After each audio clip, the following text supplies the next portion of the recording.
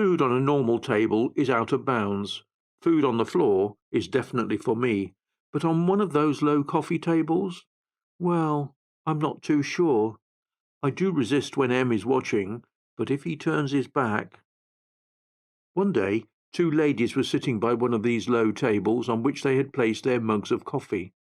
As these ladies loved to greet me, I went over to them, wagging my tail, swish, swish, and two coffees were no more.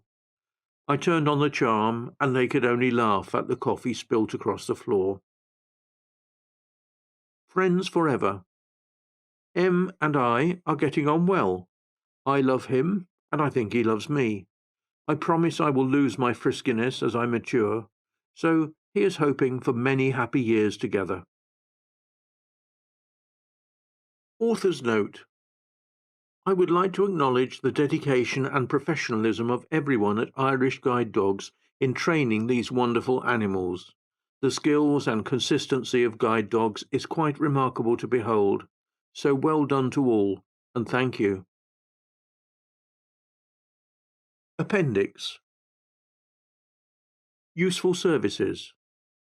The following are services I have found useful or am aware of. This list is by no means exhaustive, just those I have encountered and only my experience of them. National Council for the Blind of Ireland, NCBI. NCBI, National Council for the Blind of Ireland, is Ireland's national charity working for the rising number of people affected by sight loss. Its practical and emotional advice and support helps 6,000 people and their families face their futures with confidence every year. NCBI provides practical and emotional support, rehabilitation services, and hands-on training to help people who are blind or vision impaired to live independently and confidently. My experience is that I have found them very helpful in every respect. Website www.ncbi.ie. Irish Guide Dogs for the Blind, IGD. Irish Guide Dogs for the Blind is a national charity with offices in Dublin and Cork.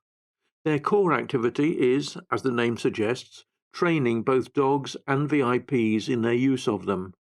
A range of other training services is also offered, covering mobility cane training, domestic skills, gardening, etc. Courses are residential, which I have found beneficial, as, apart from the course, there is the opportunity to share peer experiences over a few days. Website www.guidedogs.ie. That's guidedogs.ie. Royal National Institute for the Blind, RNIB. This is the UK equivalent of the Irish NCBI, offering similar services and with a more extensive range of products in their online shop than it is possible for NCBI to stock. Based in Judd Street, London, their HQ is a very short walking distance from King's Cross Station. Website www.rnib.org.uk. Fighting Blindness.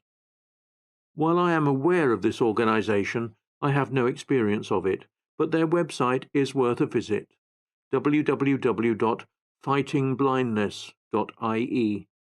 That's FIGHTINGBLINDNESS.ie. Torch Trust.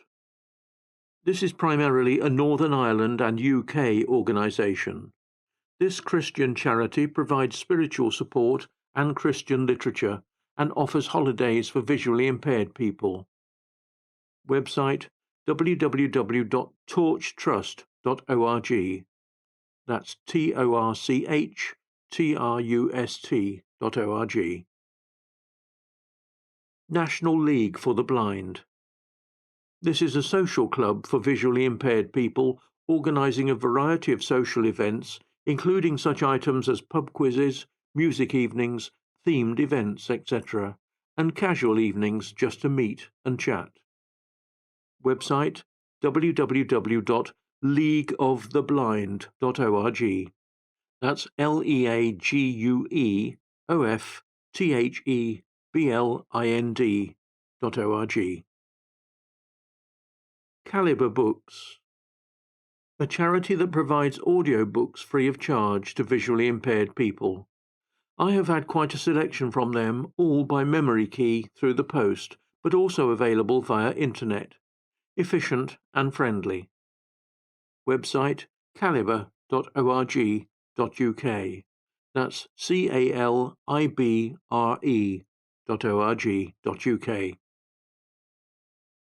Sight and Sound.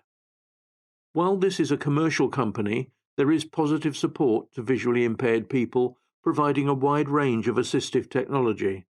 They conduct occasional forums across the UK and Ireland, usually with some very good special offers in conjunction with those forums. Website www.sightandsound.co.uk. That's sightandsound.co.uk. About the author.